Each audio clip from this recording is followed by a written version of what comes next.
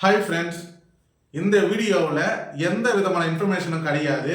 அதாவது என்னோட மனசில் இருக்கிற சில விஷயங்களை உங்ககிட்ட பகிர்ந்துக்கணும்னு சொல்லி தான் இந்த வீடியோவை நான் ரெக்கார்ட் பண்ணுறேன். ஆக்சுவலாக உங்கள் எல்லாருக்குமே தெரியும், சோஷியல் மீடியாவில் இப்போ ட்ரெண்டிங்கில் இருக்கிற நியூஸே நம்ம அஜித்குமார் மரணத்தை பற்றி தான் வந்துட்டு பார்த்தீங்கன்னா எல்லாருமே சரி வெவ்வேறு விதமாக எப்படிலாம் வந்துட்டு இந்த பிரச்சனை நடந்துச்சு, நம்ம இதுக்கு என்னென்ன வந்துட்டு பனிஷ்மெண்ட் கொடுக்கலாம், இந்த மாதிரிலாம் வந்துட்டு யோசிச்சு அவங்களுக்கு தெரிஞ்ச விஷயத்த சோஷியல் மீடியாவில் எல்லாருமே பகிர்ந்துக்கிட்டு வராங்க. ஆக்சுவலாக நானே வந்துட்டு பார்த்தீங்கன்னா என்னோட சோஷியல் மீடியாவில் எனக்கு தெரிஞ்ச அளவுக்கு நான் வீடியோ அப்லோட் பண்ணால் எந்த ஒரு சிக்கலும் கிடையாது, எந்த ஒரு பிரச்சனையும் கிடையாதுன்னா நான் ஒரு சில விஷயங்களை பேசி என்னோட சோஷியல் மீடியாவில் அப்லோட் பண்ணுவேன். இந்த மாதிரி தான் வந்துட்டு ரீசெண்டாக ட்ரெண்டிங்கில் இந்த நியூஸ்ன்னு பார்த்தீங்கன்னா நம்ம கும்பாமேட்டி அந்த வந்துட்டு பார்த்தீங்கன்னா ஐலாண்டு அப்படின்னு சொல்லிட்டு நியூஸ் வந்துட்டு ட்ரெண்டிங் பண்ணிட்டு இருந்தாங்க. அதுக்கப்புறம் வந்துட்டு பார்த்தீங்கன்னா நம்ம அஜித்குமார் மரணத்தை பற்றி தான் வந்துட்டு எல்லாருமே பேசப்படுது. அது வந்துட்டு பார்த்தீங்கன்னா ரொம்ப ஒரு வருத்தப்படுற விஷயம்தான். சரி, ஓகே, நம்மளும் வந்துட்டு பார்த்தீங்கன்னா நம்மளுக்கு தெரிஞ்ச சில விஷயங்களை நம்ம ஆடியன்ஸ் கிட்ட பகிர்ந்துக்கலாம் அப்படின்றதுக்காக தான் இந்த வீடியோவை நான் ரெக்கார்ட் பண்ணுறேன்.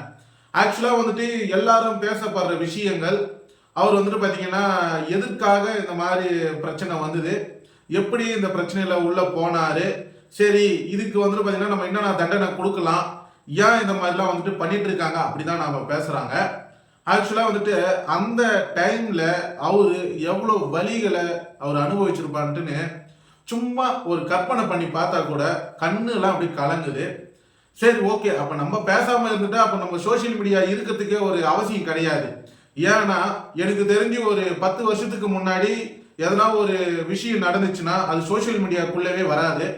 இந்த கொரோனாவுக்கு அப்புறம் தான் வந்துட்டு பார்த்தீங்கன்னா எல்லாருமே அதிகமாக சோஷியல் மீடியாக்குள்ளே வந்து இந்த மாதிரி விஷயங்கள்லாம் வந்துட்டு பரவலாக பேசப்படுறதால நம்மளுக்கு சீக்கிரமாக ஒரு சில விஷயங்கள் உடனே வந்துட்டு தெரிஞ்சிக்க முடியுது. அதுக்காக நம்மளும் வந்துட்டு பார்த்தீங்கன்னா அஜித்குமாரோட மரணத்தை பற்றி பேச போகிறது கிடையாது, அவரோட வலிகளை பற்றி தான் இந்த வீடியோவில் நான் வந்துட்டு உங்ககிட்ட சொல்ல போகிறேன். ஆக்சுவலாக வந்துட்டு அவர் ஒரு கோவிலில் செக்யூரிட்டி வேலை தான் பார்த்துட்டு இருக்காருங்க. அவருக்கு அதாவது டிரைவிங் தெரியாது. ஒரு அம்மாவும் ஒரு லேடி ஒருத்தவங்களும் கூட சேர்ந்து வராங்க, அம்மா பொண்ணு வராங்க. கோவிலுக்குள்ளே கார் எடுத்தாந்து அவர்கிட்ட சாவியை கொடுத்து பார்க் பண்ணுப்பா அப்படின்னு சொல்லிட்டு போயிடுறாங்க. இவரும் வந்துட்டு பார்த்தீங்கன்னா ஆட்டோக்கார அண்ணங்கிட்ட கூப்பிட்டு அதை பார்க் பண்ணியிருக்காரு.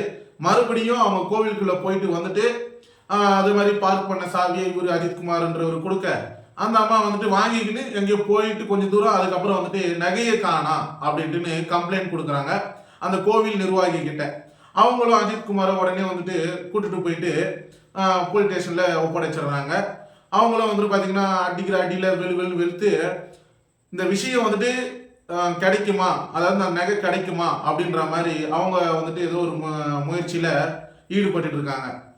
ஆக்சுவலா அவங்க கம்ப்ளைண்ட் கொடுக்கும் பொழுது, கோவில் நிர்வாகத்துல கம்ப்ளைண்ட் கொடுக்கும் பொழுது அவங்க முதல்ல விசாரிக்க வேண்டியது இவங்க கம்ப்ளைண்ட் கொடுக்குற விஷயம் உண்மைதானா. இதை யோசிச்சு பாருங்க, அவங்க வந்து கம்ப்ளைண்ட் கொடுத்துட்டாங்க, அது உண்மையானு முதல்ல தெரிஞ்சுக்கணும்ல. ஏன்னா ஒரு 9 சவர நகை காருக்குள்ள யாருமே சரி வெளியவே எடுத்துட்டு வர மாட்டாங்க. சரி, ஓகே, வெளியே எடுத்துட்டு ஏதோ ஒரு வேலைக்கோ ஒரு ஃபங்க்ஷனுக்கோ இல்லை ஏதோ சூழ்நிலைக்கு ஏற்ற மாதிரி வந்துட்டாங்க. வந்துட்டு இவ்வளோ கேர்லெஸ்ஸாக ஒரு சாவியை ஒரு செக்யூரிட்டி கிட்ட கொடுத்து நீங்கள் பார்க் பண்ணுப்பா அப்படின்னு சொல்லிட்டு போவாங்களா? ஆக்சுவலாக நீங்களே யோசிச்சு பாருங்க. ஃபர்ஸ்ட் அதை வந்துட்டு விசாரிச்சு அதுக்கப்புறம் தான் நம்ம இவர்கிட்டயே வந்திருக்கணும். சரி, ஓகே, இந்த மாதிரி சுச்சுவேஷன்ல இந்த அஜித்குமார் மாட்டிக்கிட்டாரு. இவரோட பேக்ரவுண்ட்ல வந்துட்டு பார்த்தீங்கன்னா அந்த அளவுக்கு வசதி இல்லாதவர் தான். இவரால் தான் அவரோட குடும்பமே வந்துட்டு பார்த்தீங்கன்னா ஓரளவுக்கு வந்துட்டு முன்னேறிக்கிட்டு வராங்க. ஆனால் இவரை செம்ம அடி வெளுத்து கோவிலுக்குள்ளேயே அவரோட மரணம் நிச்சயமாயிடுது. பாவம், ஒரு கோவில்ல ஒரு செக்யூரிட்டி வேலை, பெரிய அளவில் கூட ஒரு செக்யூரிட்டி வேலை, அந்த கோவிலுக்கே ஒரு பாதுகாப்பு கொடுக்குற வேலையில அவர் இருக்காரு. அதே கோவில்ல அவரோட மரணமும் எழுதப்பட்டிருக்கிறது. ஆனா அந்த மரணமானது ஒரு சில பேருக்கு இறப்பு பிறப்பு ரெண்டுமே வந்துட்டு பார்த்தீங்கன்னா எப்படி வரும் எப்படி போகுன்றது நம்மளுக்கு தெரியாதுங்க. அது யாருக்கா இருந்தாலும் சரி ஒரே விஷயம்தான். ஒரு பூமின்னு எடுத்துக்கிட்டீங்க, ஒரே ஒரு பூமி மட்டும்தான் இருக்கு. இதை சுற்றி நிறைய கோள்கள் இருக்கிறது, ஆனால் வாழற ஒரே ஒரு இடம் இந்த பூமி மட்டும்தான். இந்த பூமியில யாரு வேணாலும் பிறக்கலாம், யாரு வேணாலும் இறக்கலாம். அதுக்கான நிச்சயமான தீர்வு கிடையவே கிடையாது. இவங்க இந்த டைம்ல தான் பிறக்கணும், இவங்க இந்த டைம்ல தான் இறக்கணும்ன்றதுக்கான தீர்வு கிடையாது. அது யாரா இருந்தாலும் சரி, பணக்காரங்களா இருந்தாலும் சரி, ஏழையாக இருந்தாலும் சரி, பணம் இருக்கிறவங்களா இருந்தாலும் சரி, பணம் இல்லாதவங்களா இருந்தாலும் சரி, யாரு வேணாலும் இந்த உலகத்துல பிறக்கலாம். அவங்களோட திறமையை பொறுத்து அவங்களோட வளர்ச்சி முன்னேற்றத்துக்காக இருக்கும் தவிர்த்து மற்றபடி எல்லாருமே சமம் ஒன்று தான்.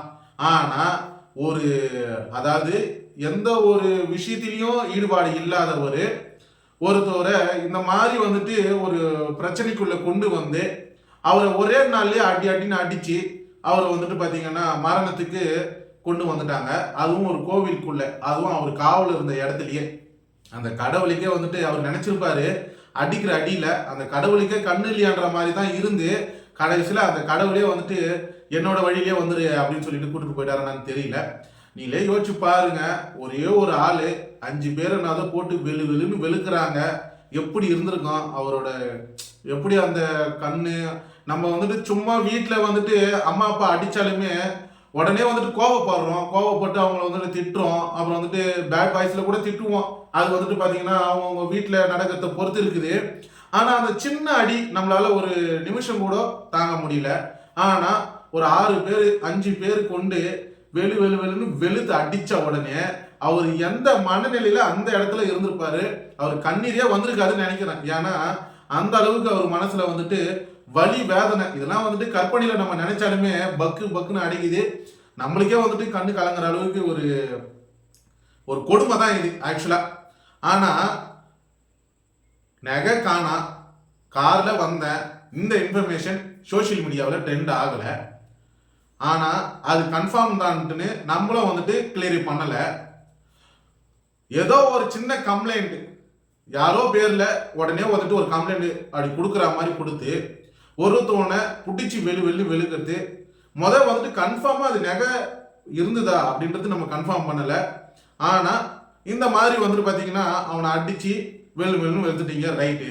சோசியல் மீடியாவில் அந்த குடும்பத்தை பத்தி தான் நீங்க காமிக்கிறீங்களே தவிர்த்து அந்த நகை காணாமன்னு சொன்னாங்கல்ல, அந்த காரு பிளஸ் அந்த நகைக்கான ஓனர் கம்ப்ளைண்ட் கொடுத்தாங்கல்ல, அவங்க சோசியல் மீடியாவில் இல்லை. ஒரே ஒரு வீடியோ மட்டும் பார்த்தேன் நான் சோசியல் மீடியாவில். முகத்தை மறைச்சிக்கிட்டு வீடியோவில் வந்துட்டு பேசுறாங்க. அவங்க ஏன் முகத்தை பறிச்சுக்கிட்டு பேசணும்? உண்மையான நகையா இருந்துச்சுன்னா அவங்க அந்த மாதிரி பேசணும்னு அவசியம் கிடையாது. ஆனா அவங்க முகத்தை மறைச்சிக்கிட்டு பேசுறாங்க.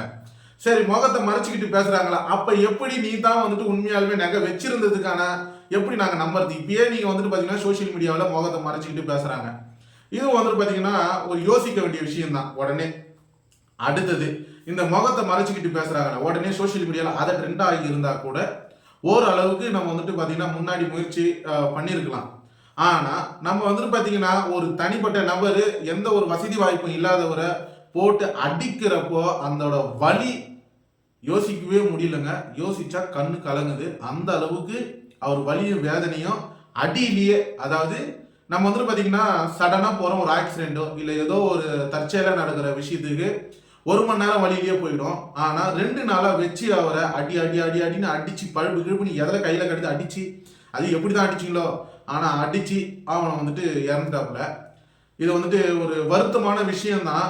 ஆனா அந்த வலி வேதனை என் மனசுக்குள்ள ரொம்ப வந்துட்டு ஆக்சுவலா இது வியூஸ்கோசரம் நான் எடுத்து நான் அப்லோட் பண்ணல. என் மனசுக்குள்ள இந்த மாதிரி ஒரு வலி வேதனை.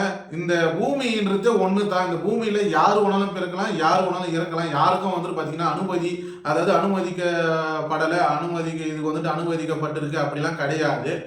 ஆனா ஒரு தனிப்பட்ட நபர் இந்த பூமியில அவரை மாதிரியே பிறப்புல உருவாகினவங்க அடிச்சு சாவடிக்கிறது எந்த விதத்திலயும் நியாயம் கிடையாது. அந்த கடவுளுக்கே பொறுக்காமல் தான் அவர் நேர்மையா இருந்த ஒரு காரணத்துக்காக அந்த கடவுளே அவரோட இடத்துல இருந்துட்டு அவரை கூட்டுக்கிட்டாரு. ஏன்னா வலி தாங்க முடியல, எவ்வளவு தானே நம்ம தாங்க முடியுது. சும்மா வீட்டுல ஒரு கொம்பு எடுத்து அடிச்சாலுமே வந்துட்டு ஐயோ அம்மான்னு கத்திக்கின்னு வாடுறான். நம்ம 6 பேர் 5 பேர் பூச்சின்னு பிறந்தாங்கன்னா ஒண்ணுமே பண்ண முடியாது.